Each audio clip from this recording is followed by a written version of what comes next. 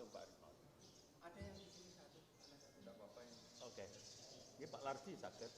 Pak Mungkas itu kan, lo kok di situ tidak dapat kupon nanti. Ada yang namanya tadi yang di sampingnya itu banyak. Pak Haris atau siapa? Pak Haris. Pak Haris, monggo.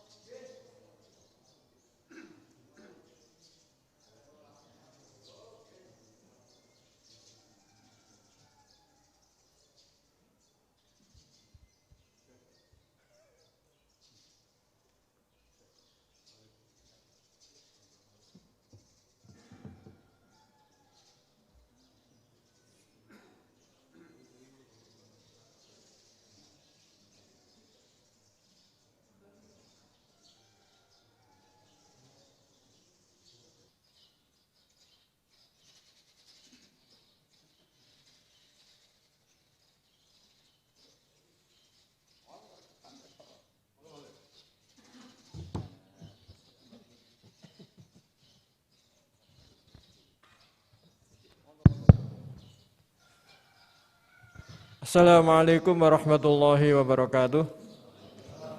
Bismillahirrahmanirrahim. Alhamdulillahilladzi qail wa ma arsalnaka illa rahmatan lil alamin. Wassalatu wassalamu ala asyrafil anbiya'i wal mursalin Muhammadin wa ala alihi wa sahbihi ajma'in. Rabbi shrah li sadri wa yassir li amri wahlul 'uqdatam min lisani yafqahu qawli. Hadirin para pemirsa yang dirahmati oleh Allah. Syukur alhamdulillah pagi hari ini kita bisa hadir, bisa menyaksikan kegiatan ngaji bareng Gus Bahak yang terselenggara atas kerjasama Universitas Muhammadiyah Malang dan Pondok Tahfidzul Quran LP3IA Naruan Rembang. Mudah-mudahan pengajian pagi hari ini mendapatkan ridha dari Allah Subhanahu wa taala. Pemirsa hadirin yang dirahmati oleh Allah, marilah kita buka bersama acara di pagi hari ini dengan bacaan basmalah. Bismillahirrahmanirrahim. Selanjutnya kata sambutan yang akan disampaikan oleh Bapak Rektor Universitas Muhammadiyah Malang, Bapak Dr. Fauzan MPD. Waktu dan tempat dipersilakan. Assalamualaikum warahmatullahi wabarakatuh.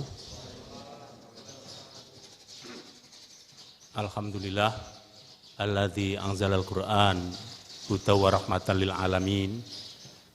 Asyhadu an la ilaha illallah wahdahu la syarikalah wa asyhadu anna Muhammadan abduhu wa rasuluh. Amma ba'd. Yang sama-sama kita muliakan Gus Bahak dan keluarga besar Pondok Pesantren Tahfidzul Quran, para hadirin yang dirahmati oleh Allah. Pertama, marilah kita panjatkan rasa syukur kehadirat Allah Subhanahu wa taala pada pagi hari ini yang telah memberikan kenikmatan kepada kita sehingga kita bisa bersilaturahim. Bisa bersilaturahmi di majelis yang mubarak ini. Mudah-mudahan Allah selalu memberikan bimbingan kepada kita sehingga kita menjadi orang yang digolongkan sebagaimana orang-orang yang telah diberi nikmat oleh Allah. Hadirin sekalian, mungkin perlu kami aturkan, Gus Bahak, tradisi silaturahim keluarga besar UMM, khususnya pada para ulama, itu sudah sejak lama. Ya, itu bagian dari cara kami untuk tolabul ilmi. Tolabul ilmi biasanya kami mengundang, tetapi kami juga bersilaturahmi. Dan alhamdulillah pada pagi hari ini kita bisa bersilaturahim dan matur nuwun sangat Gus. Wekdal ingkang sampun dipun menapa menika paringaken bisa disempatkan untuk kehadiran kita bersama dalam rangka untuk menambah wawasan keilmuan kita, khususnya adalah memperbaiki cara beragama. Ya, memperbaiki cara beragama, mudah-mudahan lah menjadi kafah. Saya kira pengantarnya itu, dan apabila ada hal yang kurang berkenan kami mohon maaf yang sebesar-besarnya. Saya kira itu, makasih. Assalamualaikum warahmatullahi wabarakatuh. Terima kasih Pak Rektor. Hadirin para pemirsa yang dirahmati Allah, tiba saatnya mari kita simak bersama ngaji bareng Gus Bahak dengan tema meneguhkan Islam rahmatan lil alamin. Waktu dan tempat kami persilahkan untuk Gus Bahak. Assalamualaikum warahmatullahi wabarakatuh. Waalaikumsalam. Alhamdulillahirabbil alamin. Allahumma shalli wa sallim ala habibika Mustafa ka nabiyina Muhammadin wa ala alihi washabihi asma'in. Amma ba'du. Yang kita hormati Bapak Rektor UMN Dr. Fauzan MPD, Bapak Suparto, Bapak Haris, Bapak Stardi, dan Bapak Irwinto, juga Direktur Telkom Bapak Mungkas, teman-teman UMM dan semua yang mendengar yang kami hormati. Ini ngaji itu harus objektif itu jujur. Jadi bisa saja korbannya ayah saya, bisa rektornya, bisa semuanya. Tapi korban dengan makna yang bagus. Karena di antara saran Al-Quran, Allah ngendikan kalau belajar atau mencari nasihat atau mencari kebaikan apa saja, itu diistilahkan walau ala anfusikum awil walidaini wal aqrabin, meskipun ketentuan itu merugikan kamu. Jadi ketentuan apapun yang merugikan kita harus tetap kaji, meskipun itu tidak menguntungkan kita. Karena banyak problem, mulai dulu sebenarnya problem itu orang yang wakam da'in yadda'i annahu da'a ilallah, tapi hakikatnya yad'u ila nafsi. Jadi banyak dai yang mengklaim dirinya mengajak ke Allah dan Rasul, tapi sebetulnya hakikatnya mengajak ke kelompoknya sendiri. Saya ini termasuk kiai yang masih orisinil. Artinya orisinil gini, suatu saat atau kapan saja saya kok sudah tidak laku jadi kiai, asal Islam jalan tetap senang, karena nggak penting yang populer saya apa enggak itu tidak penting, yang penting agama ini tetap jalan. Sama, negara ini harus jalan siapapun presidennya. Ya, ini penting saya utarakan karena perbedaan antara nafsu dan komitmen beragama itu tipis sekali. Sehingga dulu pernah ada cerita, ini bukti keadilan Rasulullah SAW. Pernah suatu saat Nabi itu ngaji, yang ngaji seperti ini. Terus ada pemuda dengan cueknya ngelewati masjid yang sedang dipakai Nabi ngaji. Singkat cerita semuanya ngomel ya, bergumam. Celaka betul pemuda itu, ada Nabi ngaji kok tidak ikut ya. Tapi Nabi secara besar hati ngendikan, ini ada di beberapa kitab di Fadhailul Kasbi, keutamaan kerja. Kata Nabi, pemuda itu mau mencangkul di lahannya. Jika dia mencari nafkah untuk keluarganya, untuk kebaikannya, maka itu bagian dari ajaranku. Jadi Nabi berbesar hati bahwa kerja seperti itu bagian dari ajarannya. Jadi tidak harus datang ke majelis ngaji. Dan bisa saja yang sedang hadir itu ya orang yang hindari istrinya minta belanja, dari ngaji terus benar dituntut belanja kan gitu. Mungkin anak-anak UMM yang kesini daripada tengok-tengok yang Malang bosan jalan-jalan ke Rembang gitu. Nah, jadi nggak mesti benar juga niatnya gitu. Jadi ya sama itu. Jadi kalau di dunia kiai yang masih orisinil itu, nafsu itu benar-benar dilatih. Maka masyhur dalam cerita ada orang perang sama Ali radhiyallahu anhu. Ketika perang ini sangat semangat, tapi ketika orang itu meludahi dan Sayyidina Ali ini tersinggung karena diludahi, Sayyidina Ali langsung angkat tangan, sudah perangnya nggak usah diteruskan, karena saya marah sama kamu sekarang demi nafsu, karena kamu meludahi Saya, padahal saya tadi motifnya demi Allah dan Rasul. Jadi sangat tipis bedanya kita emosi karena diri kita dan emosi karena Allah dan Rasul. Sehingga ketika diludahin ini terus beliau mikir jangan-jangan perang saya karena saya diludahin. Nah, yang hilang dari peradaban modern adalah Allah itu tidak begitu hadir di hati kita. Saya sering cerita di mana-mana, teks hadis itu sebenarnya berbunyi gini, ini hadis sahih. Mangka na yu'minu billahi wal yaumil akhir fal yukrim jarohu. Ada yang fal yukrim jarohu doifahu, ada yang fal yakul khairan aul yasmut. Siapa yang iman dengan Allah dan Rasul maka harus memuliakan tetangganya, memuliakan tamunya. Dulu itu ada seorang ulama dipanggil anak muda, dibully cara sekarang. Wahai kiai, datang ke rumah saya. Datang kiai itu. Setelah sampai ke rumah orang itu, silakan kiai kembali ke rumahnya. Saya tidak butuh kiai. Kiai itu dengan riang kembali. Setelah di rumah dipanggil lagi. Pak Yai, silakan datang ke rumah saya. Datang lagi. Ya senyum-senyum kiainya santai.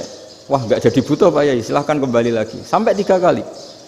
Oh itu kalau rektor digitukan marah itu. Dosen marah. Kiainya santai. Santai, senyum-senyum, rileks. Ketika ditanya, kenapa Pak Yai tidak tersinggung? Jawabannya unik. Anak muda, saya ini senang sekali nuruti perintah Allah, disuruh menghormati tetangga. Sehingga ketika Anda manggil, ya saya datang. Ketika Anda nyuruh pulang, ya saya pulang. Saya senang sekali nyenengkan tonggo. Dan itu perintah Allah, jadi tidak ada hubungannya dengan kamu. Wah, pemudanya nangis minta dimaafin. Kalau kita kan enggak, kita ini dosen, kiai, mungkin kita doktor, mungkin kita profesor. Tapi kita ini sering didikte oleh orang bodoh. Kalau orang bodoh itu jengkel, lo kita ya jengkel. Lo kamu jengkel, dijengkelkan orang bodoh itu namanya terdikte. Itu bodoh apa pinter? Wah itu tidak pinter sama sekali. Kalau betul-betul kamu pinter, hanya bisa didikte oleh Allah Subhanahu wa Ta'ala. Jadi antara hukum Allah apa? Wa ahsin man asa'a ilaika, berbuatlah baik sama orang yang berbuat buruk sama Anda. Itu dikteannya Allah. Kalau dikteannya orang-orang bodoh kayak dimangkel ben mangkel, terus kamu mangkel. Itu bodoh apa pinter? Nah, problem kita kekinian adalah wong pinter wong bodoh itu podo-podo bisa didikte oleh sekelilingnya. Sekarang wataknya perempuan seperti itu, wataknya anak-anak seperti itu, kita didikte. Anak-anak jengkelin kita mangkel, berarti kita didikte oleh orang bodoh. Makanya agama itu unik, kadang ngendikan wa ahsin man asa'a ilaika, kadang wasil man qata'aka, sambunglah orang yang memutus kamu. Karena dengan demikian kita hanya didikte oleh Allah Subhanahu wa Ta'ala, bukan didikte oleh hukum sosial. Cara Jawane nak ngapiki tangga sing apik akeh tunggale. Berbuat baik sama yang berbuat baik pada kita itu mbok orang fasik ya seperti itu, maling ya seperti itu, sama. Tapi kalau berbuat baik sama orang yang berbuat jelek sama kamu itu baru luar biasa. Dan memang teksnya hadis wa ahsin man asa'a ilaika, berbuat baiklah sama orang berbuat buruk sama kamu. Jadi nggak boleh orang didikte. Makanya ngaji di sini diantaranya saya akan cerita dalam sebuah hadis sahih, dalam hadis hasan yang diriwayatkan Imam Tirmidzi, ada kalimat dari Rasulullah SAW. Dawe Nabi, la takunu imma'atan taquluna in ahsanan nasu ahsanna wa in zalamu zalamna walakin watti'u anfusakum in ahsanan nasu an tuhsinu wa in asa'u alla tazlimu. Kamu jangan jadi orang yang mudah diombang-ambingkan oleh orang sekeliling kamu, yaitu kamu mengatakan jika orang baik ke saya akan baik, jika orang buruk ke saya juga akan membalas buruk. Itu namanya Anda didikte. Tapi berkomitmenlah kamu akan berbuat baik meskipun orang lain berbuat buruk. Nah sekarang logika sosialnya begini. Kalau di Indonesia itu ada 1000 kiai, ada 1000 profesor yang ingin membenahi Indonesia. Rata-rata orang awam itu semau gue. Terus mereka mendikte kita.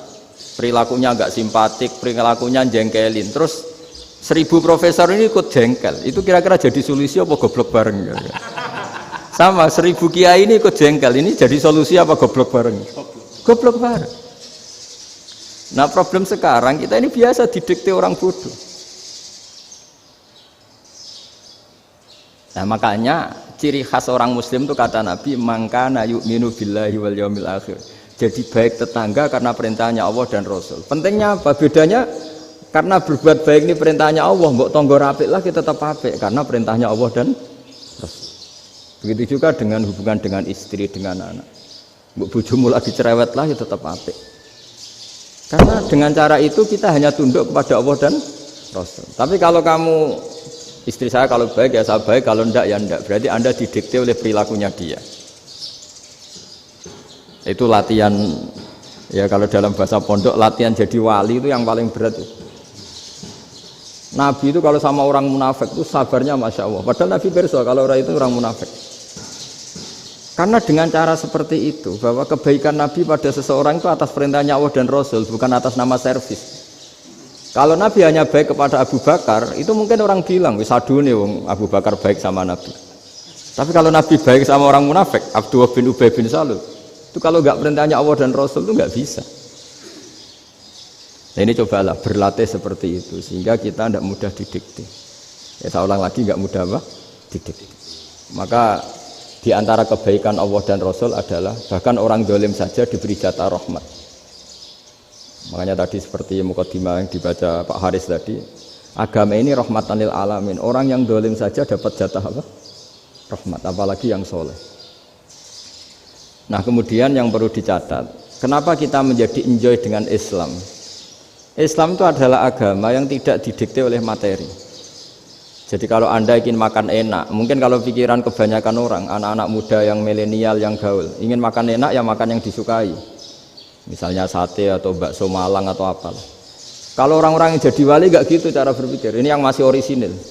Ditanya, ini dunia baru kesulitan makanan, baru resesi. Cara makan enak gimana? Jawabannya lucu. Ya gampang, idamuhu alju.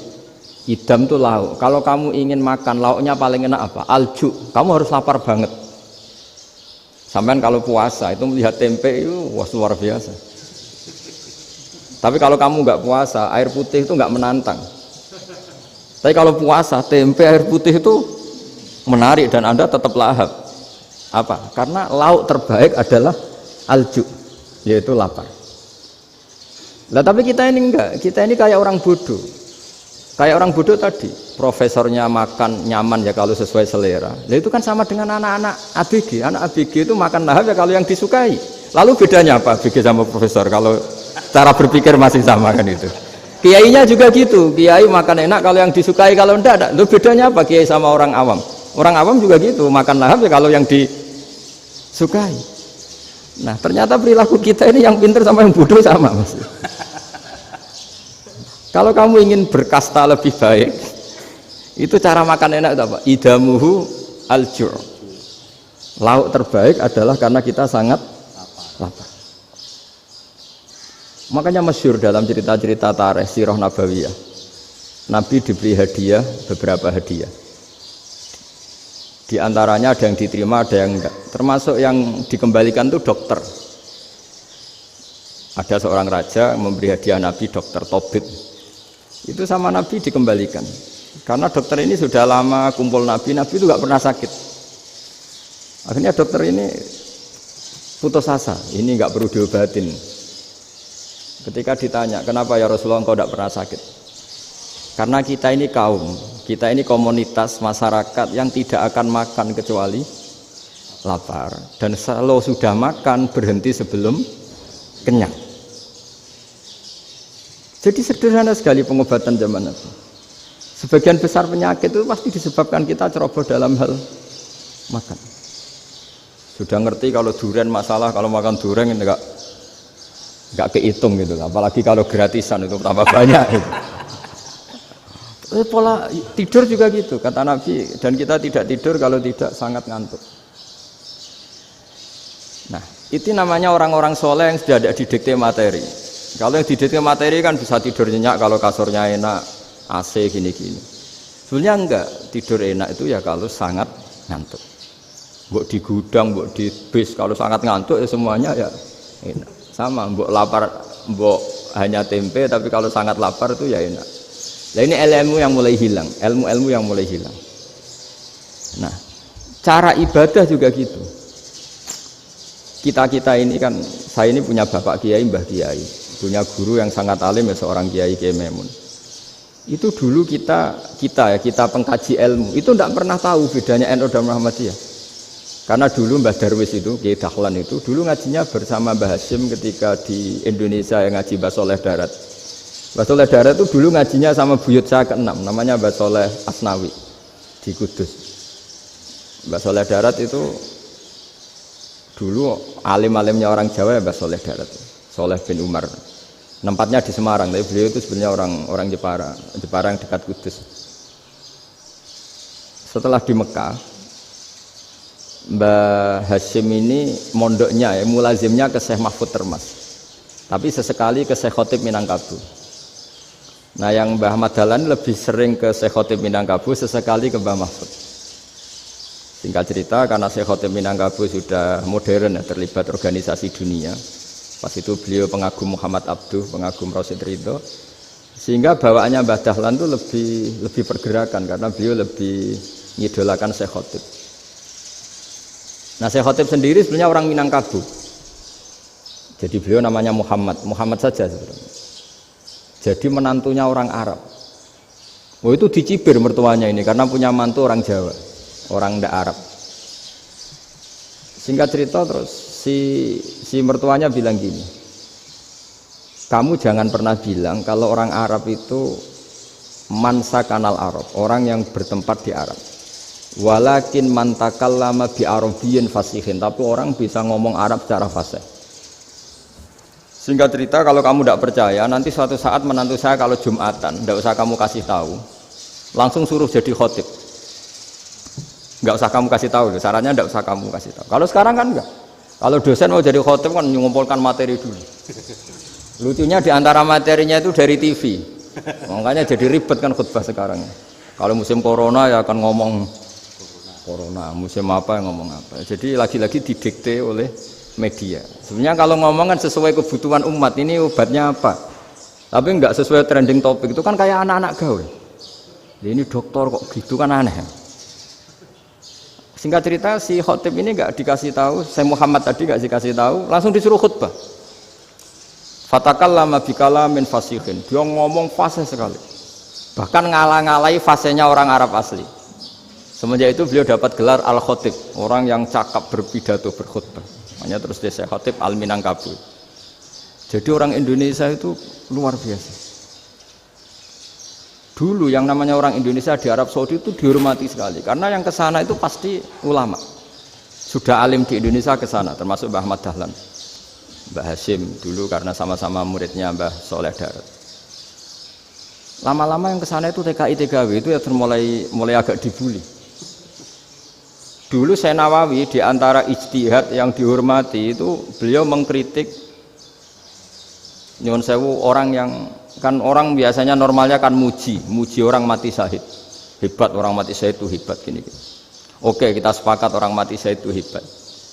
Tapi kata Imam Nawawi dengan syarat niatnya itu li'ila'i kalimatillah dan itu bawaan takdir. Saya ulang lagi, itu bawaan takdir, harus mati di medan perang. Tapi tidak boleh seseorang ini niat perang tapi niatnya supaya syahid. Karena kalau begitu berarti dia berniat supaya menjadi maktulal kafir, orang yang dibunuh orang kafir. Kedua, dengan dia mati berarti pasukan Islam berkurang. Berarti dia ingin pasukan berkurang, hanya ambisinya dia ingin langsung ke surga. Misalnya pasukan orang Islam itu 10, orang kafir 10. Kalau kamu ingin syahid berarti mati 1 kan, tinggal 9 kan. Nah kalau yang seperti itu 10 kan mati semua. Gara-gara ingin syahid akhirnya perangi rapati tenanan, benang mati, benang mlebu swarga. Kata Syekh Nawawi, ya enggak. Kalau kamu perang sama orang kafir ya niat menang. Dengan niat menang ini kamu ingin li'ila'i kalimatillah. Tapi kalau kamu ingin syahid berarti kamu menuruti keinginan nafsu kamu yang cepat masuk surga. Itu orang Arab kagumnya bukan main. Karena di mana-mana orang itu dinilai dari niatnya. Paham ini ya? Tapi perang loh ya, dalam kondisi perang, bukan teroris. Perang itu artinya orang kafir yang ingin bunuh kita, itu perang namanya apa? Perang. Dulu orang cerita syahid itu hanya pokoknya syahid itu hebat, pokoknya syahid itu hebat. Syahid di medan perang itu hebat, pokoknya syahid di medan perang hebat. Tapi ketika Syekh Nawawi memberi penjelasan ilmiah, Jika kamu perang ingin cepat mati, ingin cepat syahid, artinya ini untuk pemenuhan diri kamu, karena kamu bayangkan langsung masuk surga. Kamu lupa bahwa dengan kamu dibunuh, kekuatan Islam berkurang. Akhirnya beliau memberi penjelasan, syahid itu bagus, itu sebagai takdir. Hanya takdir itu kita perang yang ingin menang, tapi takdirnya mati. Jangan dibalik, oleh perang rapati tenanan, benang mati, namun lebu. Itu yang pertama, termasuk ulama yang pertama memberi penjelasan itu Syekh Nawawi. Akhirnya melahirkan kekaguman yang luar biasa dengan tafsir Munirnya itu. Terus beliau itu orang yang rileks kalau menjelaskan ilmu. Ini ya juga guru-gurunya Mbah Hasyim, Mbah Guru sama Mbah Hasyim sama Mbah Ahmad Dahlan Syekh Nawawi itu. Jadi dulu yang alim di Arab itu ada Syekh Nawawi, ada Syekh Khotib Minangkabau, ada Syekh Bakir Jogja, ada Syekh Mahfud Termas. Itu orang Indonesia banyak sekali yang alim. Bahkan diantaranya yang dikagumi Al-Azhar itu juga orang Indonesia, nama Syekh Abdul Manan, itu mbahnya Syekh Mahfud Termas. Itu pertama ada duta besar Indonesia di Mesir, itu termasuk barokahnya Mbak Abdul Manan tadi, itu juga orang Indonesia. Jadi pemahaman ulama Indonesia itu khas, termasuk ketika memaknai apa? Syahid. Ketika memaknai apa? Syahid. Itu unik. Ketika Syekh Nawawi diuji dulu itu yang namanya ulama diuji dulu oleh 100 ulama. Jadi dulu ya ada kompetisi. Imam Bukhari diakui jadi ahli hadis itu diuji oleh mi'atu muhaddisin, 100 orang ahli hadis, sanad dibolak-balik, matanya dibolak-balik, tapi beliau tetap bisa mengembalikan proporsi sanad itu. Syekh Nawawi pernah diuji gini. Ayul afdol al ulama awe salatin. Keren mana ulama sama raja atau sama orang-orang kaya, sama penguasa? Ya keren ulama. Terus dibully sama orang. Tapi setahu saya banyak ulama yang antri di rumahnya raja, tapi saya tidak tahu melihat raja antri di rumahnya ulama. Kan kebanyakan kan mungkin ustadz atau kiai yang antri ngajukan proposal kan enggak. Ya, kalau raja kan enggak pati itu, malah enggak usah antri, kiainya sudah nyambut sebelum datang. Jawabannya lucu Syekh Nawawi itu, dan yang tanya itu langsung diem. Ya karena ulama itu tahu fungsinya uang, sehingga cara nyari sampai seperti itu. Sementara raja-raja itu tidak tahu fungsinya ilmu, makanya tidak pernah sowan ulama. Sehingga jadi ya dianggap enteng saja. Ulama kan tahu fungsinya uang, tahu untuk pondok, tahu masjid. Sementara raja tidak tahu fungsinya ilmu. Jadi itu khas Jawa ya. Khas Jawa, khas Indonesia. Apa-apa yang menurut orang banyak dengan tanda kutip itu buruk atau baik, itu orang Jawa menafsirkan tuh gampang saja. Sehingga semenjak itu Jawa itu dipandang betul. Saya punya kitab namanya Qadhayal Haji wal Umrah. Itu terbitan Hayatul Ulya Arab Saudi, milik Wahabi. Itu diantara fatwa yang dipakai untuk solusi muskilatul haji, problem-problem haji kekinian. Itu fatwanya syekh-syekh yang dari Indonesia, termasuk Syekh Khotib Minangkabau, Syekh Nawawi Banten, Syekh Bakir Nur Jogja. Misalnya begini, dalam fatwa-fatwa yang menyulitkan kita ya, sampai sekarang jadi perdebatan. Ketika Safa dan Marwah itu dengan batas tertentu, saya ulang lagi dengan batas tertentu, mau tidak mau atas nama kebutuhan, itu kan butuh perluasan. Karena kalau naik turun itu mudah disepakati ulama. Jadi misalnya gini ya, saya punya tanah seluas ini. Pasti orang akan mengatakan sampai bawah ya tanah saya, sampai atas tanah saya. Itu mujma' alaih, itu disepakati. Sehingga Nabi ngendikan al-Ka'bah min tuhumil ardi ilas sama Ka'batun. Ka'bah sampai ujung bumi, sampai ke aras semuanya Ka'bah. Sehingga tidak ada perdebatan ulama ketika Masjid Haram di tingkat, kemudian yang di atas sholat. Tetap dia menghadap Ka'bah. Tidak harus diluk melihat di bawah, enggak. Karena Ka'bah sampai langit. Sama, tanah Anda kamu tingkat sampai 10, enggak ada tetangga protes. Karena bawah sampai atas tanah Anda. Tapi kalau diperluas, tanah Anda kamu luaskan setengah meter saja atau 3 cm saja, iso geger mbek tonggo. Karena di mana-mana batas itu ya tadi, kalau atas bawah miliknya, kalau samping enggak. Pertanyaannya, perluasan Mina itu ke samping. perluasannya matof yang mas'ah itu juga ke samping. Geger kan ulama dunia. Bagaimana hukumnya mina jadid? Mina yang diperbarui atau mina yang diperluas. Itu diantara rujukan baik yang membolehkan maupun yang menentang. Itu ya syekh-syekh Indonesia. Itu orisinal tuh. Saya punya kitab orisinal terbitan Hayatul Ulya, kira-kira ya kemenaknya Arab Saudi kalau di Indonesia itu. Itu yang dirujuk dawuh Syekh Nawawi, dawuh Syekh Khatib Minangkabau. Karena apa? Ada logika khas Jawa. Misalnya begini. Meskipun saya tidak perlu fatwa mina jadid sah apa enggak, memang jadi perkhilafan ulama. Misalnya kampung ini dinamai Mina. Pertanyaannya gini, tanah yang di samping ini bisa milik Anda apa enggak? Ya bisa Gus kalau dibeli atau dihibahkan. Berarti tanah di samping Anda menjadi milik Anda karena ada proses pengambil alian lewat beli maupun hibah. Nah masalahnya ini negara itu berhak menganeksasi atau memasukkan ini sebagai Mina. Itu ulama Jawa kalau ditanya, alasannya apa? Fa innal muttasila bis-syai' hukmu dzalika syai'. Karena yang gantet, yang mutasil itu bisa dihukumi seperti sesuatu itu. Jadi kalau ini Mina, ya yang gantet Mina ini ya bisa dikatakan Mina. Beda dengan membuat Mina Malang Mina, wah itu tidak bisa, tidak mutasil kan? Itu enteng sekali ulama Jawa. Satu ya tentu karena kebutuhan, tapi asal masih al-muttasilu bihi, yang masih tanah yang masih mutasil dengan. Nah, ketika perluasan mas'ah antara sofa dan marwah kan misalnya ini batas luasnya sofa, ini batas luasnya marwah. Lalu atas nama kebutuhan, sofa marwah itu sampai sini. Sampai agak meluas ke sini. Itu geger Arab Saudi. Wah, ini gimana? Padahal tawaf itu harus antara gunung Sofa dan gunung Marwah. Sa'i itu ya. Tapi kalau istilah Quran memang tawaf sama-sama. Makanya apa? Inna Sofa al-Marwata min sya'airillah faman hajjal baita wa i'tamara fala junaha alaihi ayyat tawafa bima. Jadi kalau istilah sa'i di Quran itu masih tawaf. Karena harus ada, kalau bisa lah, bukan harus. Kalau bisa memang harus ada unsur muternya. Kita kalau sa'i kan dari sini Sofa sampai sini Marwah. Terus kan agak muter ke sini. Nah, kan agak membentuk lingkar, nah, makanya Quran tetap mengistilahkan apa? Tawaf.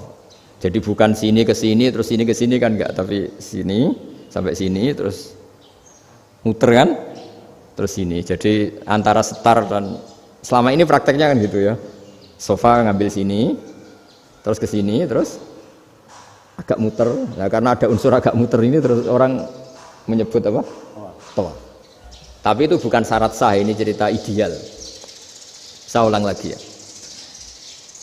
Gunung Sofa itu puncaknya atau pucuknya kalau dalam bahasa Jawa itu ya hanya segini, ini sampai sini. Nah, kelompok Islam yang fikih keras nggak boleh diperluas karena Allah memilih tempat ini itu spesial, jadi nggak boleh ke yang lain.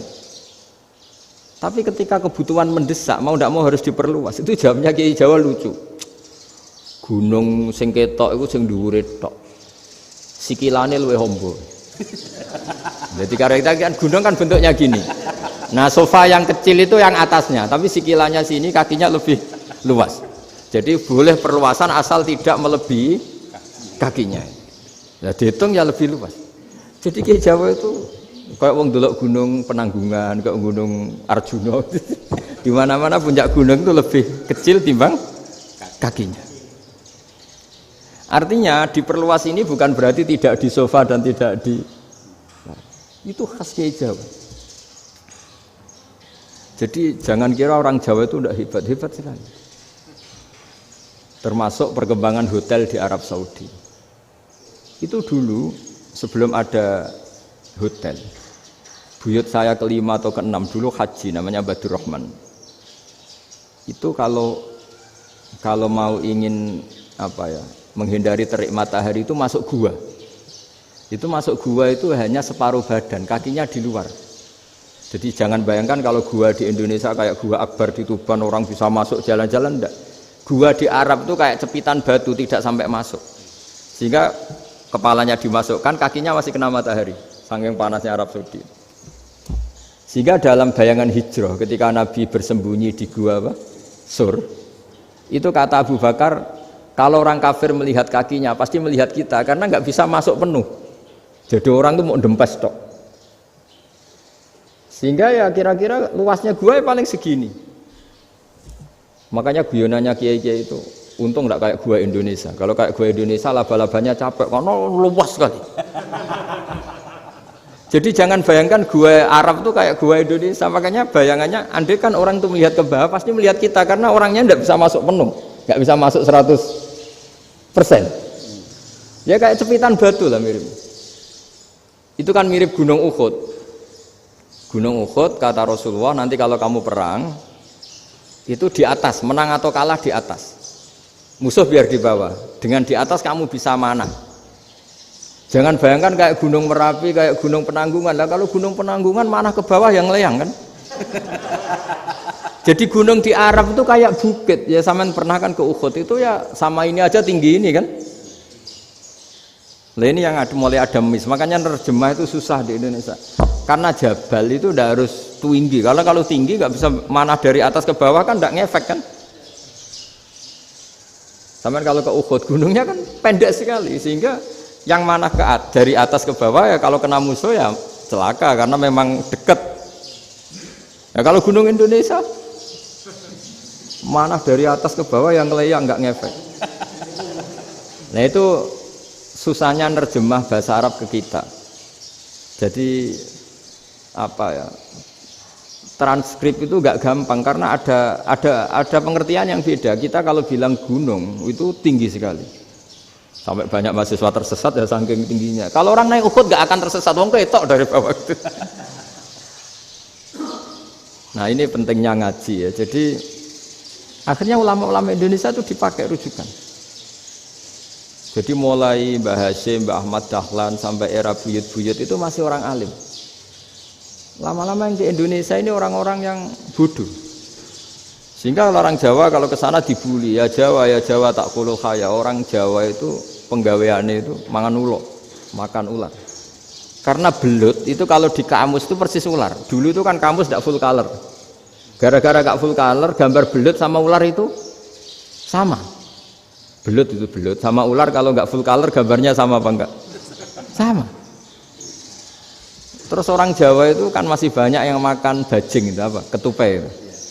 Bajing kalau digambar tidak full color sama dengan tikus. Gambar yang tidak warna. Hitam putih. Sehingga kita ini dibully pemakan tikus dan pemakan ular. Karena belut itu persis ular kalau digambar yang tidak full color. Sampai datang Syekhona Khalil, datang ulama ngarang kitab ya judulnya Al-Belut karena nggak terima bangsanya dinyek makan apa? Ular. Terus dikarang wal belut hayawanun bakhriyun terus ya isu fi kadza wa kadza itu beda dengan al-hayyah itu diterangkan mulai bisa nerima. Terus sistem hotel juga gitu. Sampai tanyakan dalam sejarah dulu orang Sedayu ada namanya Syekh Mukhtar. Syekh Mukhtar bukan bikin rumah besar yang siapapun orang Indonesia haji itu nempat di sana.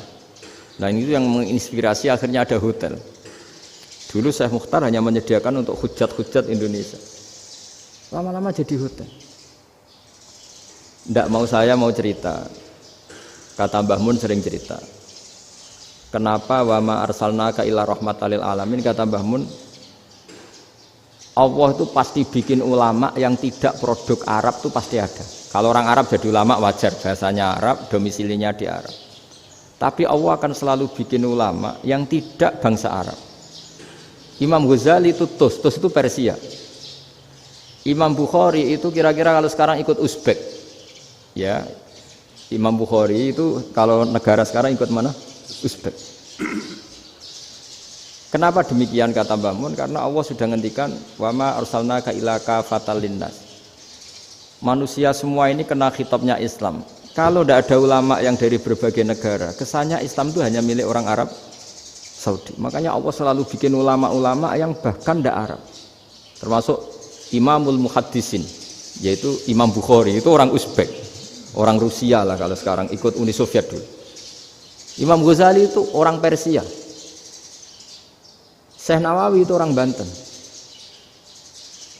Karena Allah ingin memaklumatkan bahwa Islam ini untuk semua, sehingga orang yang tidak Arab pun bisa belajar Islam. Yang alimnya itu nggak kalah sama orang apa? Arab.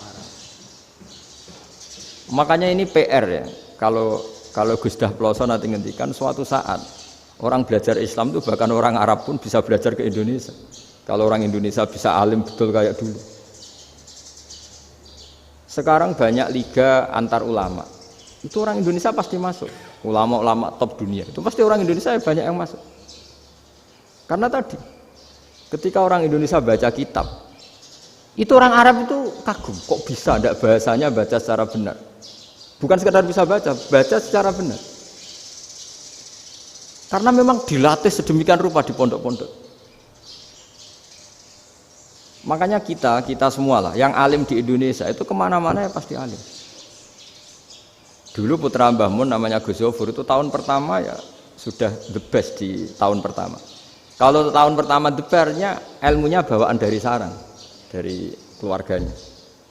Gus Najib mondok di Said Muhammad tahun pertama sudah dipuji sebagai yang teralim karena ya sanggup. Kalau dipujinya tahun ketiga, tahun keempat kan mungkin dapat dari sana. Ini tahun pertama. Saya ulang lagi tahun pertama. Karena pengajaran di Indonesia itu luar biasa di pondok-pondok ini. Makanya kalau dalam anekdot pondok itu cerita-cerita lucu itu. Ada orang Jakarta ngaji, setelah di kelas itu pelengahan terus. Melihat jendela, lihat pintu terus. Lama-lama gurunya marah. Kamu diajarin kok enggak punya sopan. Melihat pintu terus enggak memperhatikan guru. Anak Betawinya jawabnya lucu. Habis Pak Guru bohong. Kenapa ya? Kamu Pak Guru bilang Ja'a Zaidun, Zaid datang. Tak lihat enggak ada yang datang. Setelah itu contoh nasab kan ro'a itu Zaidan. Saya melihat Zaid, saya enggak melihat Zaid. Contoh ketiga yang jar kan maror tu Zaidin. Saya berjalan ketemu Zaid. Pak Guru diam di situ enggak jalan-jalan.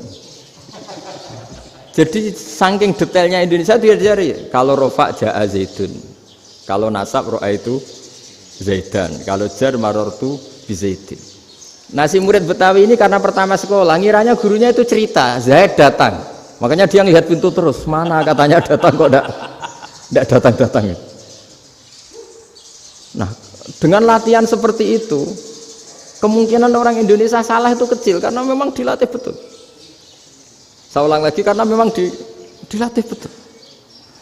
Sehingga ketika orang Indonesia ini yang cerita seorang wartawan. Ini kisah nyata, kalau ini tidak anekdot, kisah nyata. Ada wartawan internasional meliput Ramlah itu di Gaza, di Palestina. Wartawan Indonesia ini hanya bisa bahasa Inggris. Dijak ngomong bahasa Arab, terus dia bilang saya tidak bisa. Saya tidak bisa, saya bisanya ngomong Inggris. Tapi apa yang terjadi setelah sholat, si Indonesia ini jadi imam, pakai sholat jariah lagi. Baca bismillah benar, bismillahi jar karena mudhof ilaih. Terus ketika iktidal ya benar, Rabbana lakal hamdu mil'us samawati wa mil'ul ardi benar. Ketika tahiyat ya benar, at-tahiyatul mubarakatuh sholawat.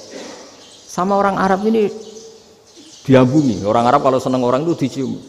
Kamu tawaduk, sebenarnya kamu itu ahli bahasa Arab. Karena orang Indonesia sekali sholat itu nggak ada yang salah. Meskipun benarnya karena hafalan, tapi bagi yang ahli nahwu itu hebat. Misalnya kita kalau ngapalkan kan bismillahi, bismi jar karena ba, Allahi jar karena mudhof ilaih, ar-rahmani jar karena sifat, ar-rahimi karena sifat, alhamdu rofa karena mubtada, lillahi jar karena ada huruf jarli, robbi jar karena sifat. Sebetulnya tidak karena pinter, tapi karena hafalan. Tapi orang Indonesia hebatnya itu benar terus. Rabbana lakal hamdu. Ya kan, alhamdu rofa, terus mil'us samawati ya rofa karena sifat. Sehingga terus orang Indonesia kalau sholat di Timur Tengah itu dipuji karena makhrajnya ya benar, rofa nasabnya juga benar. Nah itu di negara lain tidak ada nggak Indonesia. Orang Cina itu sering bikin marah orang-orang Arab karena kalau dongo itu nggak fasih kayak orang Indonesia. Kalau orang Indonesia kalau dongo ya Allahumma tohir qalbi. Orang Cina ini yang jadi guyon di Arab. Allahumma tahir kalbi gitu. Itu kan bedanya aja loh. Itu orang Arab pertama membiarin, lama-lama kalbun entak gitu. Maksudnya asu-asumu gitu. Karena dia bilangnya qaf itu kaf. Jadi kalau Allahumma do Allah tohir, kula aturi nyucekno panjenengan kalbi ing asu ingsun kan. Tapi kalau qalbi itu ati ingsun, tapi kalau kalbi anjing ingsun. Bedanya qaf sama kaf. Ana arah-arah kalbun entak. Asu-asumu maksudnya kan.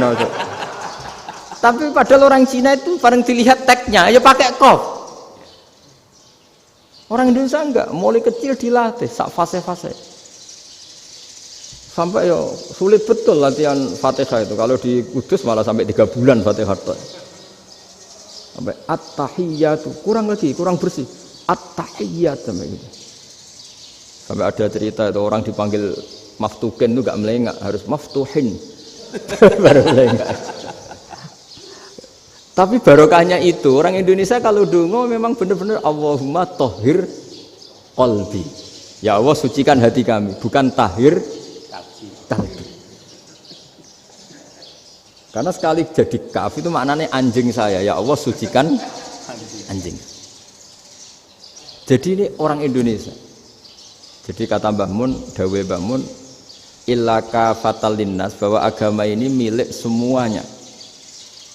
Itu diantara bukti Allah menghendaki atau mendesain Islam seperti ini, orang yang belajar di Indonesia itu pengetahuannya Islam, pengetahuannya tentang Islam itu tidak kalah sama yang belajar di Al-Azhar, sama yang belajar di Arab Saudi. Makanya ini PR-nya UMM, PR-nya IAIN, PR-nya UIN. Bisa enggak sealim mereka dalam bahasa Arab? Nah, bahasa Arabnya man anta, ana zaidun. Jangan sampai, karena kita di sana ini kadung dibully. Orang Arab tuh kalau bully kita, sampai tak kasih cerita. Itu ngawurnya Masya Allah. Kata dia, ada anak orang Indonesia haji. Si anaknya orang Indonesia yang dijotos sama anaknya orang Arab. Dijotos, dipukul. Singkat cerita terus si orang Indonesia nggak terima, anaknya yang orang Arab dipukul. Yang balas bapaknya. Orang Arab tanya, lima ada dorobta ibni, kenapa kamu mukul anak saya? Itu orang Indonesia bahasa, wah aku biasa. Jadi hanya bilang gitu. Artinya anak saya dihada ya maka tak ada. Bahasa Arabnya gitu. Anak saya dipukul maka saya balas mukul. Itu orang Arab mantuk-mantuk oh gitu. Paham? Suatu saat ada orang Indonesia itu sama orang Arab itu dilus-lus itu ya digini-giniin. Karena dia latihan bahasa Indonesia, latihan bahasa Arabnya itu masih mufrodat. Jadi kalau mengartikan yadun itu tangan, saro itu jalan. Jadi kalau jalan ya saro-saro. Roksun itu kepala, ana itu ingsun. Jadi karena dia nggak ngerti penggunaannya, itu bahasa Arabnya itu yadun anta. Jadi bukan yaduka tapi yadun anta. Berarti tangan kamu. Saro-saro itu jalan-jalan. Ala roksi ana yang atasnya sirah ingsun. Jadi mestinya yang benar kan yaduka saro ala roksi atau gitu. Tapi enggak dipotong-potong. Yadun tangan kan, anta kamu. Berarti tangan kamu. Saro-saro jalan-jalan. Roksun itu sirah, ana ingsun. Jadi di atas kepala saya. Orang Arab tertawa-tawa. Tapi paham. Kalau maksudnya seperti itu. Jadi kita ini dibully di Arab itu Masya Allah. Jadi akhirnya lahirlah ulama-ulama tadi yang saya sebut tadi. Bahkan pernah lama sekali ulama Indonesia itu jadi master di Arab Saudi. Yaitu Senawi Banten. Itu kalau orang sana bilang itu Sayyidu Ulama Il-Hijaz. Top-topnya ulama Mekah Madinah. Padahal beliau orang Indonesia. Dan dimakamkan di Ma'la itu dekat makamnya Sayyidah Khadijah. Karena sangat dihormati. Nah, di antara sebab dihormati adalah ketika orang memahami syahid, maknanya pokoknya maktulal kafir. Syahid itu adalah orang yang kalau perang itu mati di medan perang. Itu Imam Nawawi merinci secara detail. Kalau dia perang supaya tujuannya mati syahid cepat ke surga, berarti dia nuruti hadzun nafsi, ingin cepat ke surga. Tapi dia lupa bahwa dia dengan terbunuh pasukan Islam berkurang kekuatannya. Maka syarat perang yang benar adalah ya ingin menang. Di mana-mana perang ya ilahi kalimatillah, supaya kalimat Allah itu menang, jangan ingin kalah. Soal dia mati takdir, tapi jangan ingin mati. Wah, itu terus dikagumi. Ternyata memang, oh iya ya, kalau pasukan Islam 10, kafir 10, kita ingin syahid, berarti ya kalau orang ingin syahid kan terus mungkin perangnya tidak hati-hati, main ngawur saja terus kalah mati. Sudah apa, kalon satu kan, terkurangi satu kan. Nah kalau semuanya 10 punya niat gitu, nah itu Syekh Nawawi. Syekh Nawawi itu orang yang begitu gampang nerangkan Quran. Bahkan ketika orang Arab kesulitan ngartikan famathaluhu kamathalil kalbi intahmil alaihi yalhas au tatrukhu yalhas. Orang Tomak itu ibarat kayak anjing. Anjing itu kamu kasih makan ya tetap melet, menjulur-julurkan lidahnya, kamu ndak ya ndak. Imam Nawawi ditanya, "Ma wajhusibi?" Lalu wajah tasbihnya di mana? Beliau menjawab, "Fit Tomak." Jadi anjing punya dua sifat yang berlawanan. Di bab ilmu dipuji, nggak ada hewan yang mudah menerima ilmu kayak apa? Anjing. Sehingga Quran mengistilahkan wama alamtum minal jawarihi mukallibin. Hewan yang mudah diajari itu oleh Quran dibahasakan sudah menganjing. Karena anjing adalah hewan yang paling mudah apa? Diajarin. Itu diakui oleh Quran wama alamtum minal jawarihi mukallibin. Tapi dia punya sifat yang sangat buruk sekali, yaitu nggak pernah puas. Makanya ketika Bal'am bin Ba'ura, ada tokoh yang kedonyan ya, itu kalau diistilahkan Quran walakinnahu akhlada ilal ardi wattaba'a hawa famathaluhu kamathalil kalbi intahmil aliyal has atau tatrukhu yalhas. Jadi anjing punya dua sifat yang berlawanan. Di bab ilmu dipuji karena paling mudah diajarin. Itu saya pernah ke Malaysia, diceritain sama polisi Malaysia. Anjing itu saking cerdasnya itu bisa deteksi CD palsu sama CD bajakan, asli sama bajakan. Itu kan nggak kebayang. Kalau narkoba mungkin masih ada bau khusus ya, atau mesiu atau bom masih ada bau khusus. Ini enggak. Anjing itu dilatih ngecek CD yang asli sama yang palsu. Wah itu kebablas itu pinternya itu. Itu harganya itu 1 miliar lebih, paling mahal. Jadi mungkin bisa deteksi ini dosen betul apa abal-abal itu bisa. Itu kiai betul apa kiai pesanan itu mungkin bisa. Itu saya punya kitab namanya Al-Hayawanul Kubro. Itu cerita prestasi-prestasi hewan. Itu yang berkuras-kuras sampai berjilid-jilid. Itu ya cerita anjing. Nggak ada hewan sebaik anjing. Di bab itu ya, di bab sampai ya tadi ada anjing yang sangat loyal sama majikannya. Loyalnya Masya Allah, sopannya Masya Allah. Anjing itu mbok lama berbakti sama sampean, nggak mau tidur di ruang tidurnya sampean, dia tetap tidur di luar. Corong Jawa nggak ngelama. Suatu saat si raja ini minum, wisata minum. Pas mau minum diterjang sama anjingnya sampai tumpah. Kecewanya raja ini itu karena selama ini anjingnya sopan sekali. Sekedar ganggu di ruangannya nggak pernah, malah ini mau minum, minuman yang disukai diterjang anjingnya tumpah. Marah kan anjingnya di mana? Ternyata apa? Minuman itu anjing ini tahu kalau minuman itu beracun, diracuni oleh musuhnya. Itu saking hebatnya anjing sampai ketika ngawal rajanya itu tidak sekedar ada penjahat atau maling. Bahkan trik-trik kayak minumannya diracun oleh orang lain itu anjingnya tahu. Sehingga pas mau diminum diterjang sampai terus supaya nggak keminum.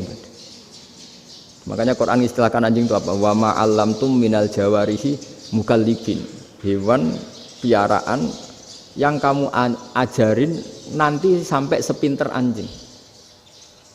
Makanya Ashabul Kahfi itu ketika ngajak anjing tadi, beliau tidur, anjing itu tidurnya bil wasit, wakal buhum basitun zira'aihi bil wasit. Jadi dia tidur dalam posisi siaga.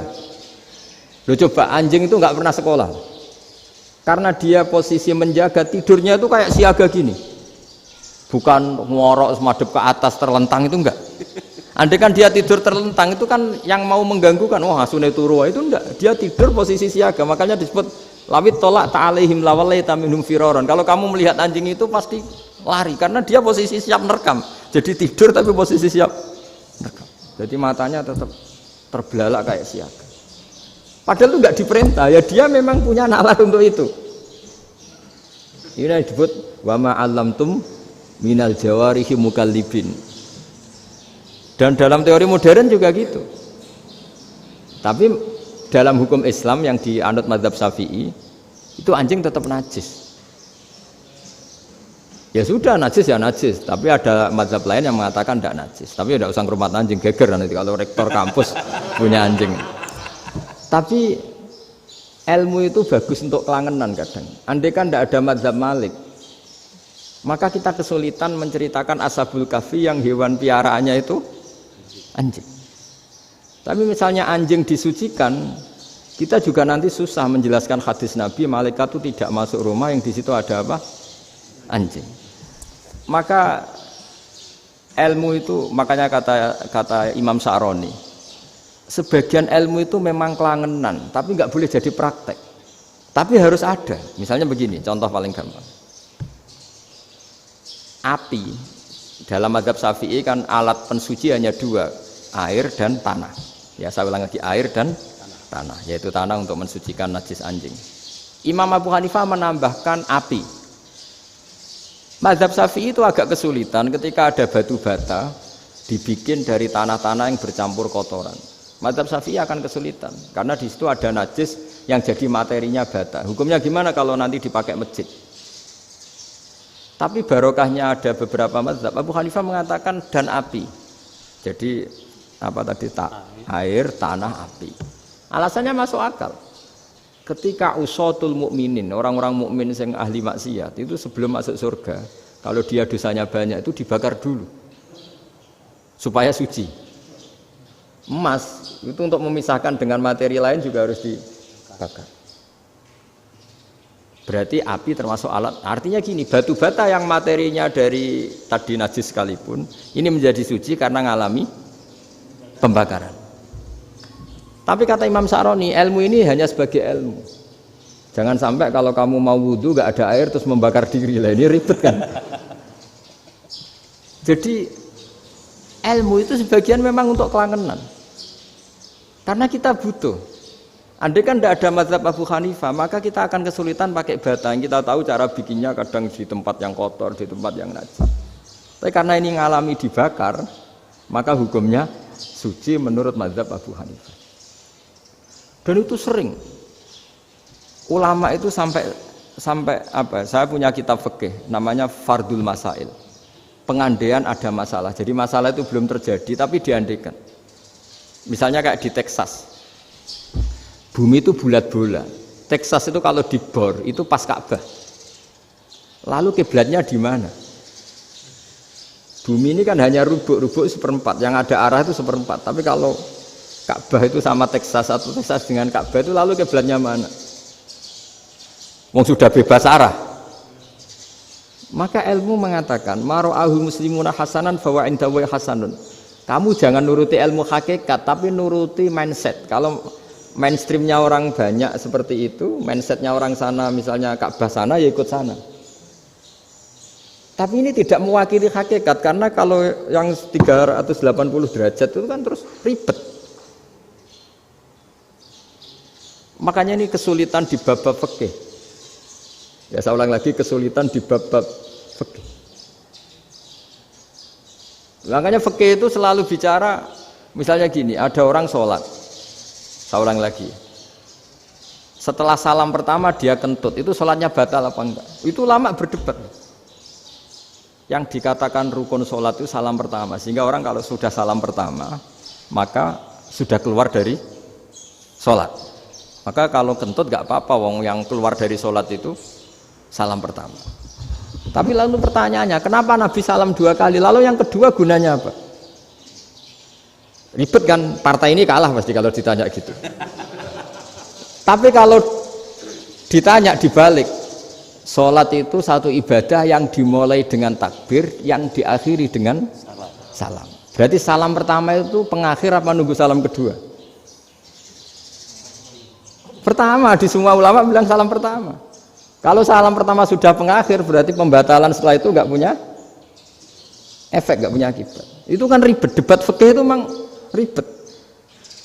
Fikih itu memang senam otak karena pertanyaannya mirip-mirip seperti itu. Nah, sampean milih mana? Milih salam pertama apa salam kedua? Pasti ulama milih salam pertama.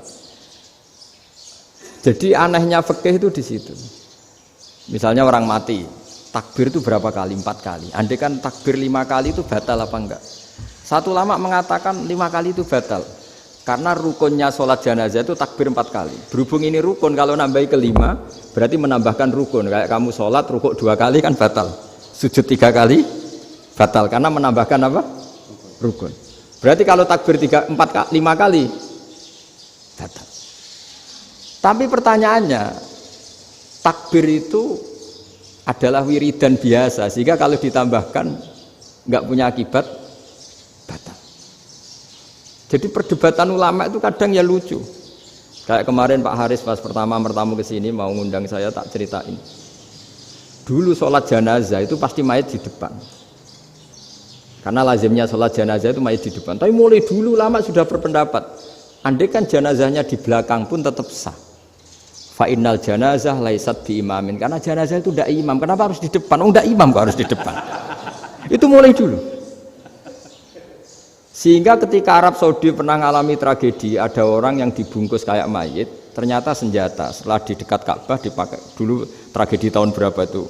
Pokoknya pernah ada tragedi itu. Semenjak itu Arab Saudi kalau ada orang mati tetap di kamar mayit terus ada sholat jenazah. Padahal mayitnya di belakang yang jamaah.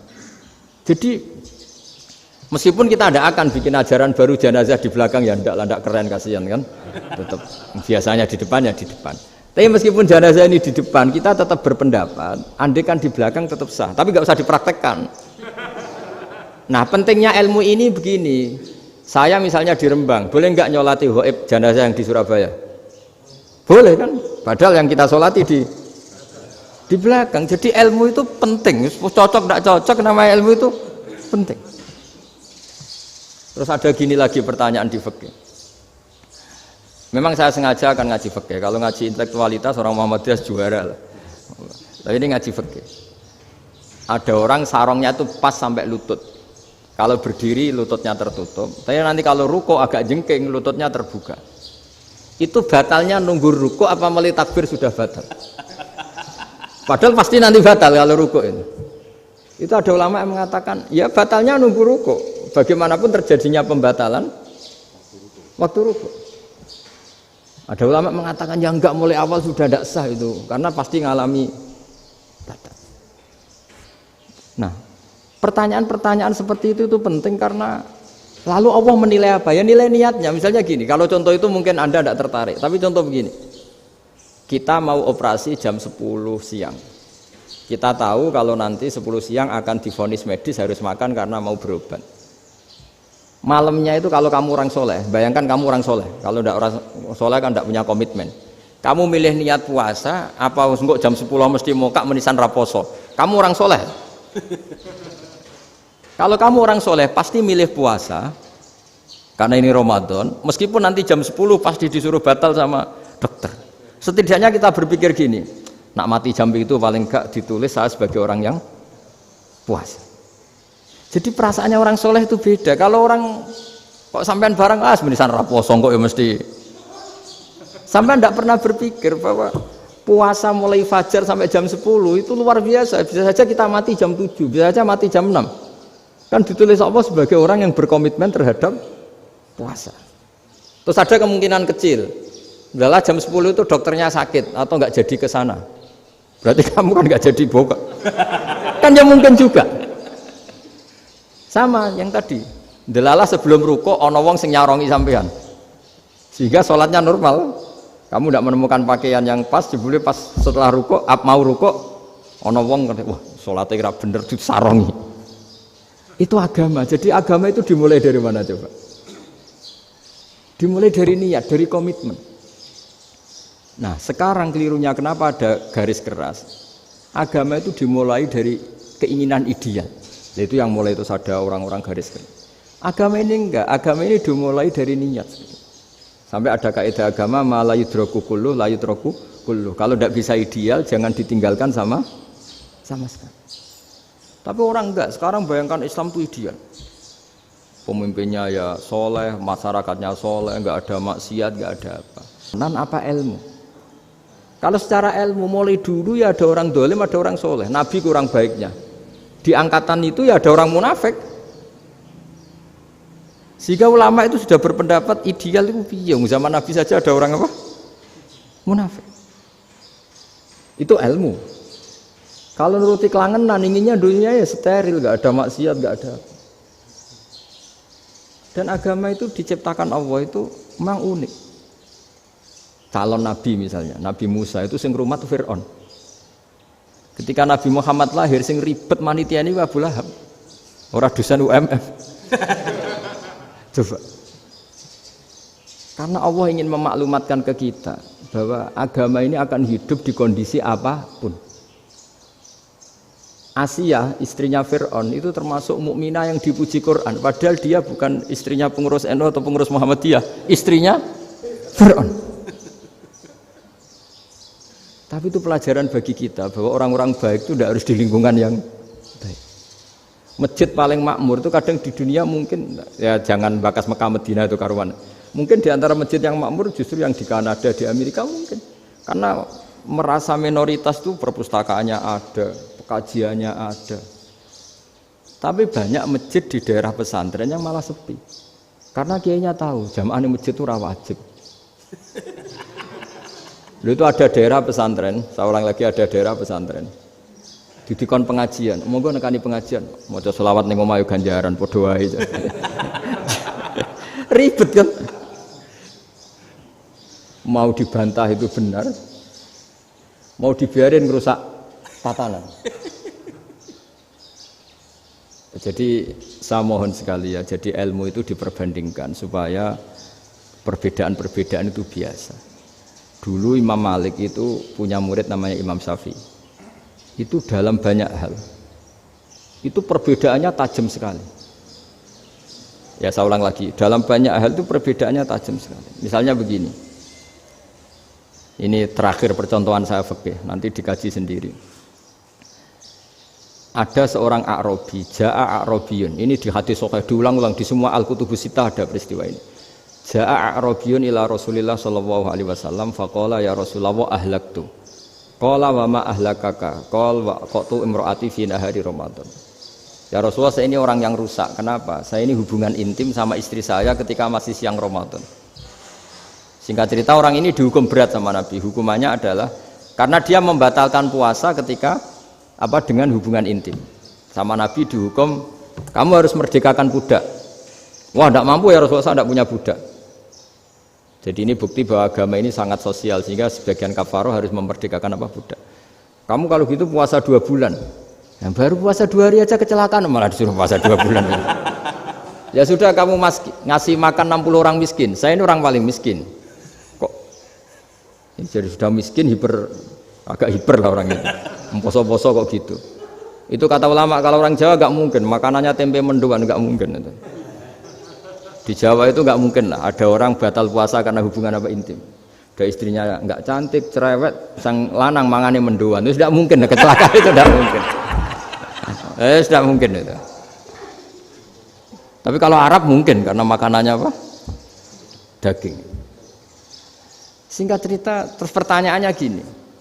Kalau batal biasa itu kan bayarnya puasa 1 hari. Kalau batal, tapi kalau batal pakai hubungan intim, pakai jima kalau dalam bahasa fikih itu kafarohnya berat, yaitu merdekakan budak atau puasa 2 bulan berturut-turut. Pertanyaannya gini, jima istri itu boleh loh tidak zina. Saya ulangi, jima istri itu boleh loh tidak zina.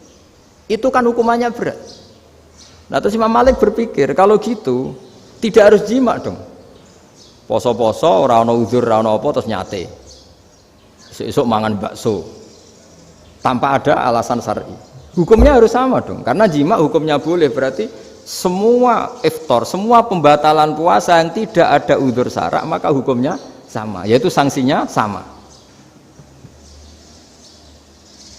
Masuk akal enggak? Masuk akal dalam mazhab Imam Malik. Dalam mazhab Syafi'i enggak. Mulai dulu jima itu beda. Kayak mertamu nih gone wong, mangan iku oleh, tapi nak nggo bojomu mbok jima niku wis nemen ngawure lah. Tetep beda. Dari Imam Syafi'i itu pokoknya beda, jima sama makan itu beda. Lah ya terus lah. Setelah itu terus ada pertanyaan. Bagaimana kalau makan dulu baru jima? Ribet kan? Makanya itu sampai dibabkan Kitabul Khilafil Fiqhi, bab merekayasa fikih.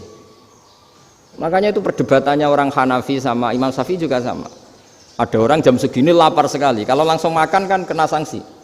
Ya pergi aja dulu, pura-pura ngaji ke Gus Bah gitu. Nanti kan jadi musafir kan? Wah itu sudah boleh itu kan? Musafir. Padahal enggak. Memang dia pergi itu karena supaya bisa makan.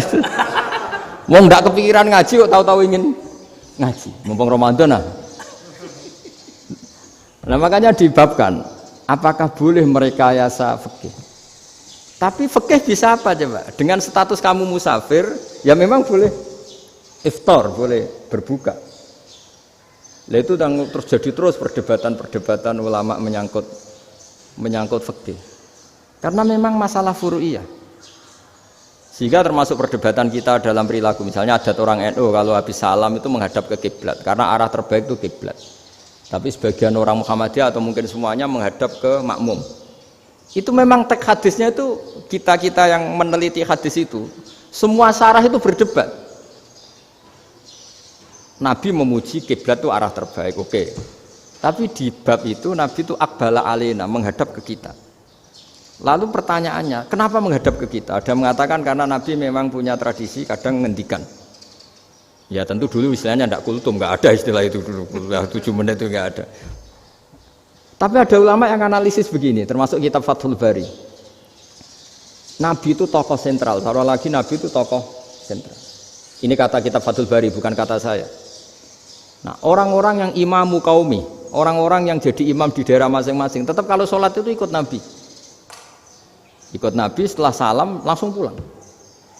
Jadi sebetulnya salam langsung pulang itu ya ada sejarahnya karena dia mau jadi imam di daerahnya. Nah, tidak kebayang kalau Nabi itu madhep kiblat. Kalau Nabi madhep kiblat, orang yang masbuk yang barusan datang pasti langsung usolli misalnya fardhu isya'i misalnya. Terus makmum Nabi, padahal Nabi sholatnya sudah selesai. Jadi intinya gini kata Fathul Bari. Imam setelah salam itu harus bikin gerakan atau omongan atau apa saja yang menunjukkan kalau sholatnya selesai. Di antara gerakan itu adalah beliau harus menghadap ke hadirin atau menghadap ke utara atau apa saja yang penting menunjukkan kalau sholat ini sudah selesai. Itu fikih. Jadi fikih itu cara menganalisis itu memang unik. Karena kalau Nabi tetap seperti itu, posisi pancet seperti itu, maka orang yang baru datang mengira Nabi masih sholat. Nah, pertanyaannya kalau mereka sudah takbir, malah sholatnya tidak sah. Kenapa tidak sah? Menggantungkan sholat atau mengikatkan sholatnya dengan orang yang sudah tidak sholat. Jadi menjadikan orang yang nggak sholat sebagai imamnya kan nggak boleh. Maka Nabi harus memaklumatkan dengan gerakan itu bahwa beliau sudah tidak sholat. Karena orang datang dari berbagai daerah. Jadi nganalisis fikih, fiqhul hadis namanya. Itu ulama itu mau tidak mau debat karena pertanyaannya itu kenapa ya memang mau apa karena yang namanya sosial itu yahtamilu muhtamilatin ada sekian kemungkinan makanya dalam madhab istimbat itu ketika Nabi sedekah pakai tamer pakai kurma itu ulama mesti ngitungnya tuh kut itu makanan pokok. Sehingga Imam Syafi'i mengatakan kalau di Indonesia pakai beras misalnya karena kutil balat Indonesia itu beras.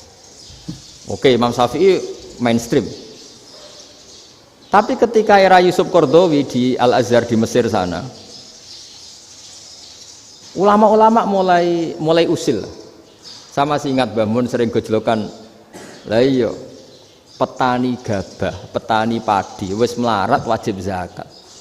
Petani cengkeh, kakao, suga-suga wajib zakat hanya karena yang ditanam tidak makanan pokok. Jadi mulai ada ulama mulai gerah lah kalau bahasa politiknya mulai gerah. yang petani miskin gara-gara yang ditanam padi wajib zakat. Yang orang-orang di sana misalnya di Sulawesi karena tanamannya kakao atau cengkeh tidak wajib zakat karena bentuknya tidak tidak makanan pokok. Geger kan di Al-Azhar geger. Akhirnya hampir semua ulama berpendapat ya sudah sekarang ketika Nabi menzakati makanan pokok itu jangan dihitung sebagai makanan pokok. Wa mimma akhrajna lakum minal ard. Apa saja, ma itu apa saja. Makanya kata Yusuf Qaradawi, ma itu apa saja. Makanya semua tanaman yang menghasilkan uang itu wajib zakat. Nah, masalahnya kitab-kitab Syafi'iyah itu sudah mamlu'ah, sudah penuh dengan penjelasan misalnya fala zakata fil khadrawat. Maka enggak perlu zakat untuk kayak kangkung, semangka dan sebagainya. Nah, lalu kiai-kiai angkatan modern kayak Mbah Mun itu sering dapat masukan. Saya pernah dengar sendiri. Yai, saya ini punya sawah 1 hektar, tak tanamin padi, itu nggak pernah kaya saya. Sekarang tak tanamin kangkung malah saya kaya, karena tiap 3 hari panen tak kirim ke Jakarta. Itu orang Indramayu yang tanya. Jadi gak tanam padi nggak pernah kaya, tanam kangkung kaya. Nah, karena dia orang soleh, kalau zakat boten. Mau diwajibkan zakat tidak makanan pokok, mau tidak wajib dia kaya. Semenjak itu perubahan di Indonesia ikut. Akhirnya ada zakat, pokoknya asal tanaman yang 1 nisab ya wajib zakat. Masih ada debat lagi. Ketika nanam ingin dipanen, itu dia petani apa pedagang? Karena nanti perdebatannya ikutnya zakat zuruk, zakat tanaman apa zakat pedagang. Kalau sampean nggak pernah debat berarti sebenarnya Anda tidak dosen Islam ini. Dosen nggak pernah diskusi fikih apa Islam. Karena saya berkali-kali punya tamu itu begini, Gus saya ini pedagang melon, tapi dia penanam melon, jadi pedagang yang agak ingin badi banyak. Itu caranya gini Pak Rektor, saya misalnya pedagang melon, daripada saya kulak di pasar atau dari petani sudah mahal, nyewa tanah sekian hektar terus ditanami melon. Setelah berhasil ini dia zakatnya tanaman apa zakat pedagang? Karena dia nanam itu mentalnya sudah pedagang. Padahal nanti zakatnya beda kan? Yang 1 2,5%, yang 1 rubul usur sama nisul usur sama usur, 1/10 sama 1/20. Kalau zakatnya zuruk kan 1/10 atau 1/20. Yang 1 rubul usur, kira-kira 2,5. Saya ulang lagi ya. Jadi di era modern itu kita jadi bingung, pedagang tapi gayanya petani tapi hakikatnya. Jadi gampangannya gini ya, kalau saya pedagang beras, kok saya kaya raya, itu mendingan nyewa sekian hektar untuk ditanamin beras, padi ya, daripada tengkulak, daripada beli. Akhirnya perdebatannya, ini zakatnya pakai apa? Misalnya tebu, misalnya petani tebu. Oh jelas kalau jual nanam tebu itu ingin dijual. Masa apa itu es tebu berhektar-hektar? Lah kira-kira kalau menurut jenengan ini zakatnya zakat apa? Tijarah apa zakat tanaman? Mentalnya tijarah, mentalnya pedagang. Nah ini saya hanya mau cerita. Khilaf, kadang-kadang orang angen-angen. Khilaf itu nggak mungkin enggak. Ya sama seperti NU dan Muhammadiyah selalu khilaf awal Ramadan. Itu memang nggak bisa nggak khilaf. Misalnya begini, saya beri contoh ya. Karena kadang yang khilaf juga nggak pernah belajar. Lucu kan? Tak beri contoh ya. 2001 itu abad keberapa coba? Tahun 2001. Abad 21 abad 20? Abad 21. Jadi meskipun terpaut 1 tahun, padahal abad itu 100 tahun. Nah, pikirannya orang-orang Muhammadiyah seperti itu. Hilal kalau sudah melewati garis ufuk, meskipun setengah derajat atau 1 derajat itu sudah ikut bulan berikutnya, sehingga ya sudah meskipun sekian derajat sudah dianggap Ramadan. Nah pikirannya orang NU enggak, harus ru'yah bil fi'li. Itu sebetulnya lagi-lagi sebenarnya enggak masalah NU dan Muhammadiyah, itu di kitab-kitab ya seperti itu. Kita ini enggak biasa goblok ya, artinya kita yang keluarga kiai tahunya kunut mazhab Hanafi, enggak kunut mazhab Syafi'i, tapi tahu-tahu ini mazhab NU, ini itu aneh itu menurut kita ini anggap apa? Mana ada Muhammadiyah jadi mustahid, mana ada NU jadi mustahid. Jadi sebetulnya orang tahu semua lah kalau Abu Hanifah itu tidak kunut, Imam Syafi'i itu kunut. Imam Syafi'i pernah main di masjidnya Abu Hanifah ya tidak kunut, ditanya kenapa tidak kunut? Jenengan itu presiden kunut, tidak sanggup mati Abu Hanifah. Dulu dia biasa aja. Sekarang geger, ya karena tidak punya kegiatan. Sebenarnya itu nggak masalah, mulai dulu biasa. Saat teruskan ya. Nah, menurut mayoritas ulama nunggu ru'yah bil fi'li. Ru'yah bil fi'li itu gini. Mata telanjang bisa melihat karena agama ini menggantungkan perintah itu sama melihat. Kalau kamu tidak melihat itu bagaimana kena hukum? Ibaratnya gini, Pak Rektor datang ke rumah saya tapi saya nggak tahu. Kena nggak saya hukum harus menghormati? Dia datang nggak sembunyi-sembunyi. Saya kena hukum harus menghormati ya kalau melihat, kalau enggak ya enggak. Tapi Pak Rektor tetap bilang, tapi saya hakikatnya datang, jadi saya datang itu. Itu kan ribet. Akhirnya ya sudah, itu nggak ada khilaf sampai mati ada khilaf karena yang satu menggantungkan hukum itu digantungkan sama tahu. Kalau tidak tahu ya, misalnya baju saya ini hakikatnya ada najis, pas sholat saya tidak tahu. Sholat saya sah apa enggak? Sah. Karena hakikatnya, ya memang saya tidak tahu. Tapi hakikatnya ada najis apa enggak? Ada. Ya sudah, itu sama-sama masuk akal. Ada lagi khilaf yang senam otak. Fasyamu salasati ayamin fil haji wa sab'atin idza raja'tum. Singkat cerita ada satu pelanggaran haji yang kata Allah kafarohnya itu puasa 3 hari sama 7 ketika kamu pulang, idza raja'tum, ketika kamu pulang. Dalam mazhab Syafi'i yang namanya pulang itu yang haji sudah sampai rumah. Di mana-mana pulang itu ya sampai rumah. Dalam mazhab Abu Hanifah enggak, ketika orang sudah balik kanan dari Arab Saudi, dari Mekah, ya namanya sudah pulang. Misalnya gini, ini Pak Rektor pamit saya, Pak Haris. Gus, Pak Haris mana? Ya sudah pulang kata saya, padahal sampai Pandangan, sampai Tuban. Tapi bagi keluarganya, belum pulang. Lalu idza raja'tum ketika pulang itu bahasanya siapa? Bahasa istrinya apa bahasa yang ditamoni? Kamu ditamoni orang, terus tamunya mana? Sudah pulang. Tapi tanyakan istrinya, belum pulang. Jadi khilaf-khilaf gini kok jadi geger itu kan goblok banget maksud saya itu. Jadi biasa, gini itu biasa. Jadi ya karena memang ini bukan masalah akidah, ini masalah furu'iyah, masalah fikih itu masalah furu'iyah. Mau tidak mau harus beda. Misalnya di sholat juga gitu. Wa ayu qu'udin qu'adal musolli sokhat sholatu. Duduk dengan gaya apapun itu sholatnya sah. Sehingga sampean kalau haji atau umroh, orang Arab itu jenenge duduk ngenak awak di kursi. Duduk sopan ya hanya orang Indonesia loh. Kalau sholat itu masih duduk ala orang tahiyat. Kalau sampean di Mekah, duduknya pakai apa coba? Kursi ya? Oh enak sholat duduk. Karena memang takbirnya di fikih dengan duduk gaya apa saja sah.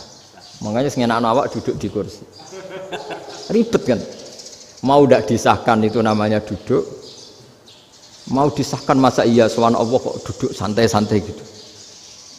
Tapi mau apa? Ini fikih. Biasa orang lagi ini fikih. Fikih itu ya sudah ini fikih.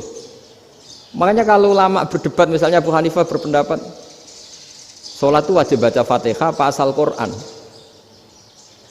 Dalam mainstreamnya ya Fatihah karena la sholata liman lam yaqra bi Fatihatil kitab.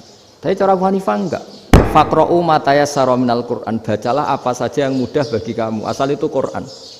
Sementing gak gending Jawa, gak nyanyi lah gitu. Ya sudah mau apa coba? Jadi ya susah memang kalau fikih itu ya sudah seperti itu. Ada lagi yang masih ekstrim misalnya. Yang namanya menyembelih hewan itu gimana coba? Dari hidup ke mati, apa pasti mati disembelih? Cara mazhab Imam Syafi'i yang namanya menyembelih itu penyembelian harus menjadi sebab kematian. Itu yang sah. Seorang lagi penyembelian menjadi sebab kematian yang syar'i.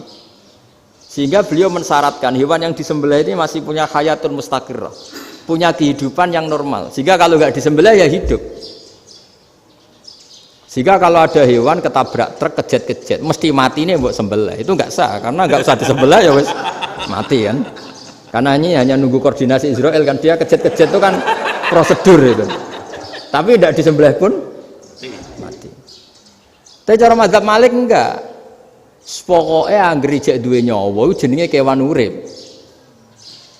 Dengan kamu sembelih berarti matine mergo mbok sembelih. Meskipun nanti ya nggak usah disembelih ya mati. Coba hitung secara ilmu matematika. Kalau nggak disembelih hidupnya 5 menit. Gara-gara kamu sembelih hidupnya langsung mati. Terus dia matinya, cara di persidangan matinya disebabkan apa? Disebabkan disembelih apa kecelakaan? Loh, ya debat toh kamu. Sama-sama UMM aja debat.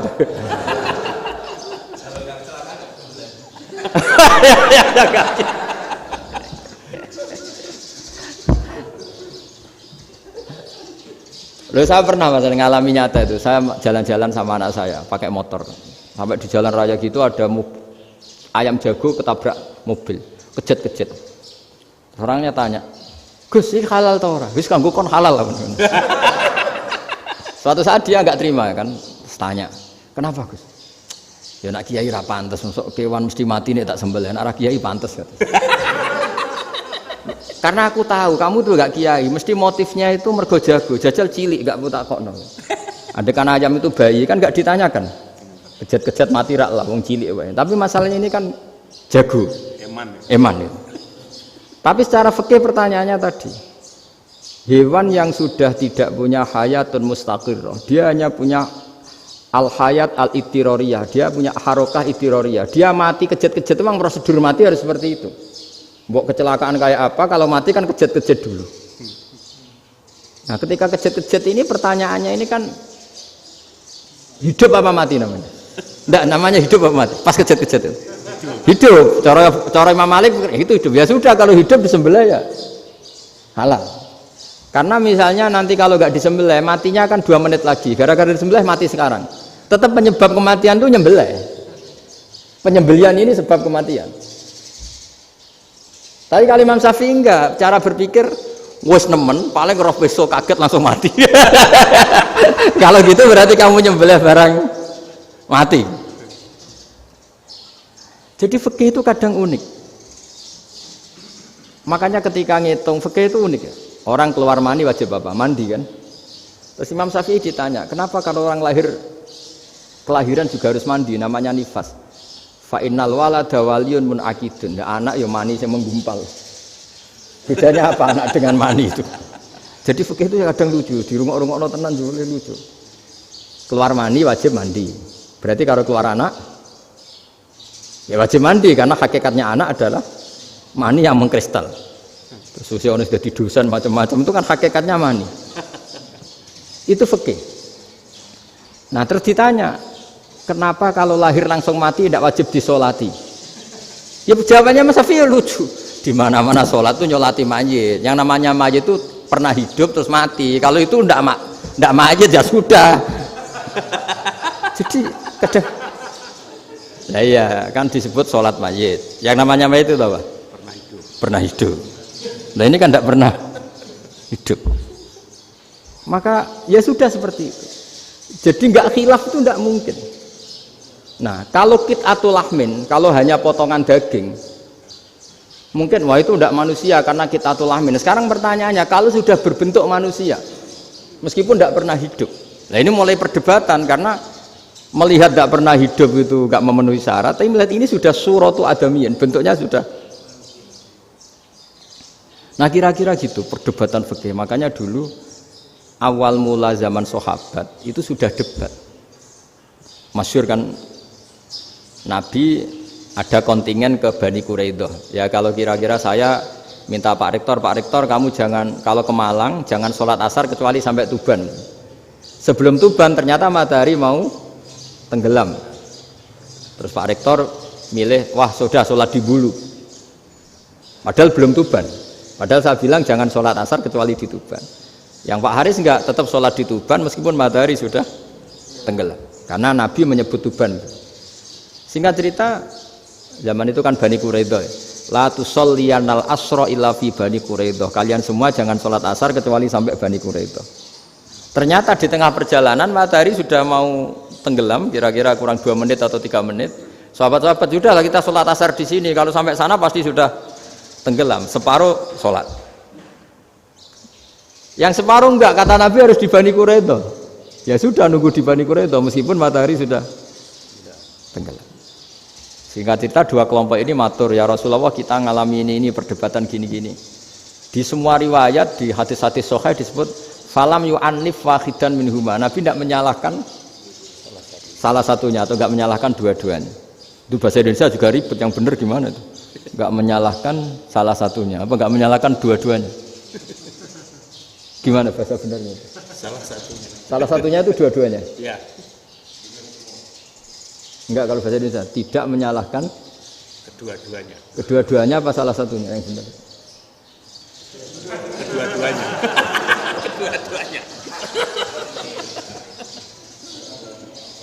Bahasa Indonesia itu ya kadang ruwet ya.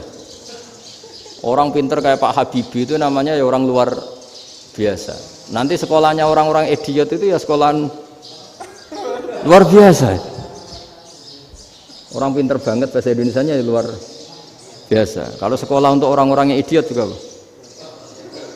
luar biasa. Jadi kalau dipuji luar biasa tuh gak jelas nih luar biasa ya. Gak jelas kadang bahasa kita ini kadang ya gak jelas. Nah itu gak menyalahkan dua-duanya apa salah satunya? Keduanya. Tidak menyalahkan kedua-duanya. Misalnya dibahasakan gak menyalahkan salah satunya, benar apa salah? Benar. Benar, ya sudah benar semua. Jadi itu bukti bahwa ijtihad itu boleh. Saya ulang lagi, bukti bahwa ijtihad itu boleh. Padahal ini jelas yang satu harus sholat asar, padahal matahari sudah tenggelam. Makanya di antara fikih unik itu begini. Saya ulang lagi fikih unik. Saya menyaksikan betul ketika ada orang tanya Mbah Mun saya ini Kopassus. Kadang latihan itu sampai waktu zuhur habis. Saya harus bagaimana? Jawabnya Mbah Mun itu unik. Sementing ojo ngosor sholat. Engkau ya ojo niat jamak. Atok kodok katanya. Singkat cerita terus orang ini diskusi sama saya karena ini ya alim pernah mondok. Kenapa qashar tidak boleh? Karena qashar itu ekstrim, merubah bentuk sholat dari 4 menjadi 2. Maka alasannya harus jelas. Harus jelas itu orang yang latihan di Kopassus itu kan dia sudah berasrama di situ. Berarti dia sudah tidak musafir karena asramanya di situ, sudah mukim. Kalau dia qashar itu merubah bentuk sholat dari 4 menjadi 2. Merubah itu ekstrim. Tapi kalau dia qadha itu hanya mengakhirkan sholat dari waktunya. Kira-kira kalau kamu jadi malaikat, ekstrim mana? Merubah sama menunda? Ekstrim merubah kan? Karena 4 menjadi 2. Terus ojo jamak takdim, tapi jamak takhir. Itu juga penting. Bagi pengkaji fikih itu penting. Kalau jamak takhir itu salah-salah sidik ora pati popo. Kenapa? Kan mirip duhur kodok. Kalau jamak takhir kan. Tapi kalau jamak takdim asar kok di waktu duhur, ekstrim mana? Perubahan takhir sama takdim itu ekstrim mana? Ekstrim takdim karena melakukan sesuatu belum waktunya. Belum waktunya. Jadi itu memang ya memang tadi kajian-kajian fikih itu memang unik. Karena bagi ahlinya, saya ulang lagi tapi ini saya ulang lagi bagi ahlinya. Makanya ketika Nabi menjamak sholat ketika nusuk, ketika haji itu kata Imam Syafi'i lis safar. Karena Nabi pergi jauh karena rumahnya Madinah. Tapi resikonya fatwa itu adalah orang Mekah nggak boleh jamak karena kawasannya nggak sampai 90 kilo lah kalau sekarang mungkin. Tapi kalau tahu Imam Malik nggak, yalin nusuk sehingga orang Mekah pun yang haji ya boleh jamak karena alasan jamaknya karena nusuk, karena haji bukan karena jarak. Terus diteruskan lagi. Kalau karena pergi boleh jamak, memangnya pergi itu kenapa? Karena repot. Nah itu masalah kan masyakoh. Nah, terus mulai ada orang-orang yang ngawur kan resepsi jamak ribet. Wes resepsi duit utangan kan capek. Wah, itu sudah jamak. Ribet kan. Jadi kalau sudah illatul hukmi itu sudah mesti bikin masalah. Kalau sudah illatul hukmi itu pasti bikin masalah. Nah, pertanyaannya, jamak itu masih gampang karena bentuknya sholat masih 4. Yang ekstrim kalau qasar karena bentuk sholat 4 menjadi 2. Maka kata Mbah Mun pesennya, nak kue ra mesti benere, jika alasan itu tidak mesti benarnya. Pokoknya sementing tidak qasar katanya. Juga tidak jamak takdim karena qasar ini kan merubah bentuk sholat kan ekstrim. Jamak takdim juga ekstrim karena mendahulukan sholat sebelum waktunya. Kalau jamak takhir kan biasa, kalaupun salah kan mirip kodok. Ya mirip kodok biasa kan. Nah ini saya cerita, jadi fikih itu bagi ahlinya itu memang punya konsekuensi yang seperti itu. Makanya pertanyaannya misalnya bagaimana hukumnya penyembelihan lewat mesin? Ya ribet kan. Bagaimana nyembelih dari apa ini? Belakang.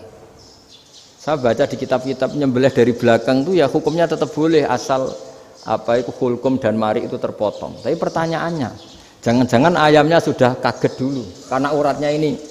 Makanya perlu ditanya ahli medis, setelah uratnya tercabut ini jangan-jangan sudah berstatus mati. Kan potensi ketika dipotong dari sini, potensi sudah berstatus mati. Makanya, nah kalau misalnya menyembelih dengan dibacok, plak gitu langsung mati gimana? Itu tetap ada dokhtoh, kalau dalam bahasa fikih dokhtoh. Dia terkaget, begitu, ada dokhtoh karena nggak bisa bernafas terus mati. Berarti kelangsungannya bangkai. Jadi orang yang pengkaji fikih itu ya seperti itu, memang itu yang ditekuni. Tapi kita sebagai orang awam ya tadi, nak sing kecelakaan itu wedhus, ayam jago ngeman, tapi nak pitik cilik ikhlas.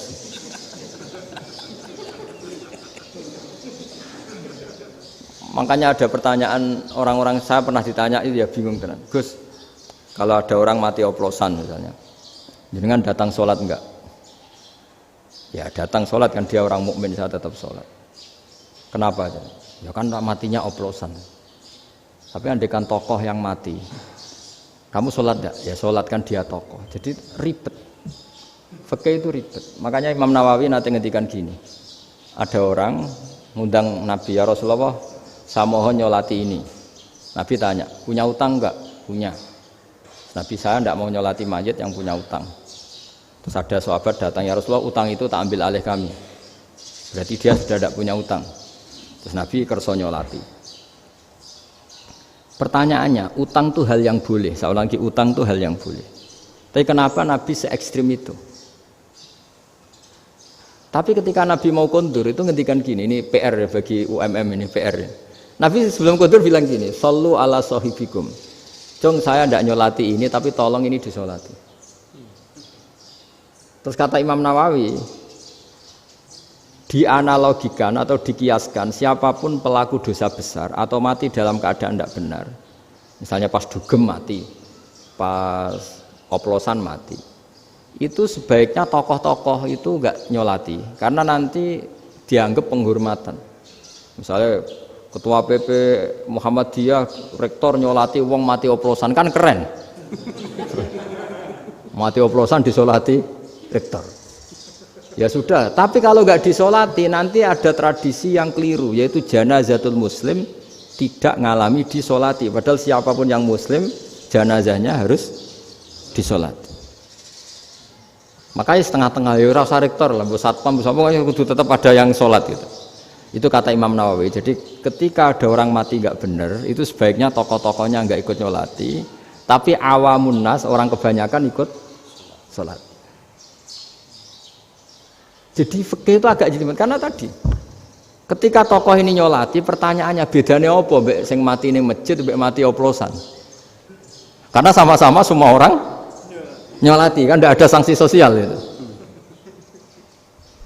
Tapi ketika nggak disolatkan sama sekali, wah lebih parah lagi. Ini ada janazatul muslim tidak disolati. Sehingga kata Imam Nawawi ini hebatnya Nabi tengah-tengah. Jadi Nabi kundur, jong saya ada nyolati tapi shollu ala sahibikum. Ya tapi ini kamu harus nyolati. Kata Imam Nawawi, orang yang mati bunuh diri, orang yang mati oplosan, orang mati secara enggak benar itu asal dia muslim tetap wajib disolati karena sholat ini hakul muslim. Kan seorang muslim diantara haknya apa? Ketika mati dikafani, dimandikan, disolati. Tapi ini masalahnya matinya pas murtakibul kabiroh, pas melakukan dosa besar. Dan itu sebab kematiannya. Kalau dia oplosan, kan sebab matinya ya karena oplosan. Ya kan terus ribet. Mau disolati oleh, apalagi misalnya kita ketua ulama, punya terkenal wali. Wah keren, mati oplosan itu disolati wali, kan ribet kan. Nanti yang repot malaikatnya. Itu ya, ini yang nggak kata bahaya. Saya pernah baca kitab tuh yang repot malaikatnya. Itu ada yang bilang gini, orang yang punya hutang itu pasti nanti hisabnya berat, diaudit malaikat sampai bisa nyaur hutangnya. Sementara malaikat kena konstitusi, kalau Nabi mendoakan harus mustajab. Ini kan ada dua hukum yang berlawanan. Sekali Nabi berdoa Allahumma ighfir lahu warhamhu, itu harus dituruti malaikat. Nggak boleh doanya Nabi nggak dituruti malaikat. Sementara aturan Islam juga harus dituruti bahwa orang yang punya utang harus tersandra oleh utangnya. Tapi nak sing dunia Pak Haris kan, nggak TN, nggak ngefek gitu. Jadi misalnya Pak Haris dungo sampai nangis semua maghfir lahu kan, nggak ngefek. Malaikat nggak itu, nggak sudah. Tapi kalau Nabi yang berdoa kan harus dituruti. Ini masalahnya kan itu. Nah kalau diturutin berarti hutangnya harus bebas. Padahal secara aturan harus tersandra karena punya utang. Dan nanti sama kalau yang mati oplosan ini yang doain wali, kok wali sampai Allahumma ighfir lahu. Doanya wali kan harus terkabul. Sementara secara hukum dia harus kena sanksi karena oplosan tadi. Daripada ngerepotno malaikat, sudahlah wali-wali ini tidak usah ikut nyolatin. Yang nyolati ya orang-orang nggak jelas ini, sehingga kan malaikat kan santai aja kalau mau nyiksa. Loh, tapi kan sudah didoain, gak ngefek. Karena doanya orang-orang gak penting. Itu ada tuh di sarah Muslim itu. Di sarah Muslim di bab ketika Nabi ngintikan babu qauli Rasulullah sallallahu alaihi wasallam shallu ala sahibikum. Jadi belajar fikih itu asik ya. Karena tadi harus dipelajari. Kalau enggak ilmu ini hilang. Terus nanti takutnya lagi ilmu fikih itu direduksi sosial. Terus misalnya gini, pepe wong cilik wae kiai-kiai ra gelem nyolati. Orang melihatnya ini karena yang oplosan wong cilik om larat ra disolati. Jajal bupati ya disolati, mergo amplope gede-gede kan terus ruwet kalau dianalisis gitu kan ruwet. Makanya kenapa saya harus ngomong fikih supaya semuanya itu enggak didudukkan urusan sosial itu. Nah kalau semuanya didudukkan sosial kan sentimennya sentimen sosial. Ribet. Padahal yang sering mati oplosan itu kan wong cilik gitu loh, karena tadi kalau wong sugih kan pakai whisky yang mahal yang insya Allah tidak mati kan gitu. Yang mati kan ya mergo Pertos macam-macam itu kan. Artinya ini kalau nggak diterangkan secara fikih, kiai-kiai yang nggak datang dikira masalah sosial kan. PP salam tempel era gede terus nggak datang kan terus jadi ribet. Ya makanya ini lewat pengajian ini supaya sampean lebih tahu ya bahwa khazanah Islam ini kata beberapa ulama kafatal linnas, maknanya semuanya, sehingga Allah akan mentakdirkan kajian Islam akan ada di seluruh dunia.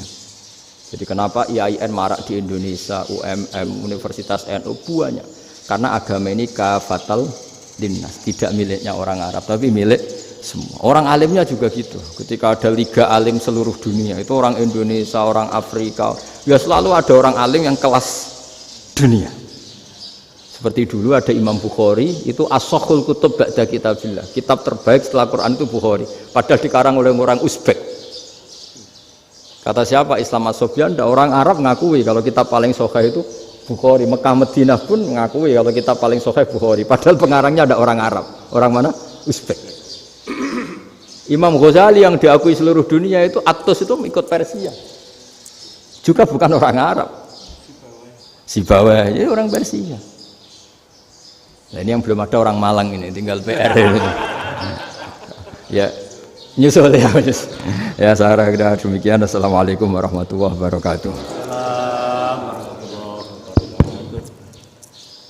Baik, Bapak Ibu, para pemirsa yang dirahmati oleh Allah, kita sudah mendengarkan tausiah yang sangat mendalam dari Gus Baha, yang intinya saya rasa sudah dipahami semua bahwa pentingnya bagi kita untuk terus banyak mengkaji, belajar, tidak hanya memahami satu sisi dari ajaran agama kita, satu versi dari ajaran agama kita, akan tapi karena agama ini diturunkan untuk kafatan linnas, untuk semua manusia, maka terjadinya perbedaan di dalam ijtihad para ulama itu pada dasarnya menjadi rahmat bagi alam semesta dan bagi umat Islam.